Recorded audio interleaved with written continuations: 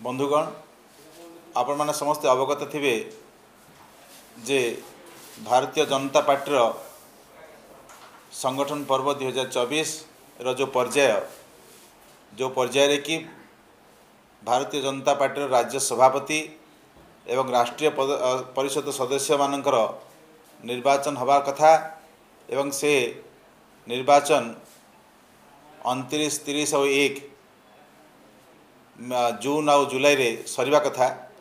से अनिवार्य कारणवशतः ताकू आमे घुंचई दि जाइथिला। राष्ट्रीय निर्वाचन अधिकारी डॉक्टर के लक्ष्मणकर आदेश क्रमे ताकू पुनः बार 6, 7 और 8 जुलाई रे सारिया पई निष्पत्ति करा जाइछि एवं 6 तारीख दिन ए नहीं विधिबद्ध जो विज्ञप्ति आज प्रकाशित होइछि एवं 6 तारीख दिन तार मतदाता सूची प्रकाशित हब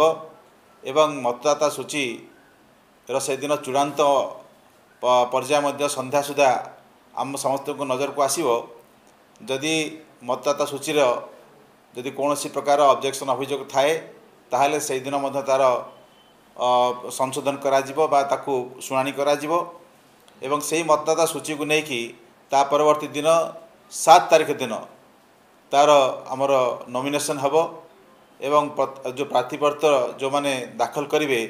तांको से दिन मध्य जदि एकाधिक आसीबो ताहले सेतिपई चिन्ह मध्य अलॉटमेंट हबो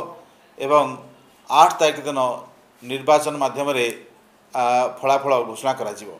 एवं 8 तारीख दिन मतदान हबो सकाळू 9:30 रु 11:30 भितर 9 रु 11 भितर मतदान हेबो जदि आवश्यक पड़े एवं 11:30 बेले फलाफल घोषणा करा जिवो। एई भली भाबरे समय सारणी तैयारी हेछि एवं एई थरक आमर जो राज्य सभापति एवं राष्ट्रीय परिषद सदस्य माने जो निर्वाचित हेबे से माने मध्य आगामी राष्ट्रीय निर्वाचन जो हम से भाग नहीं पारे। तेणु जो पर्यायटी आमे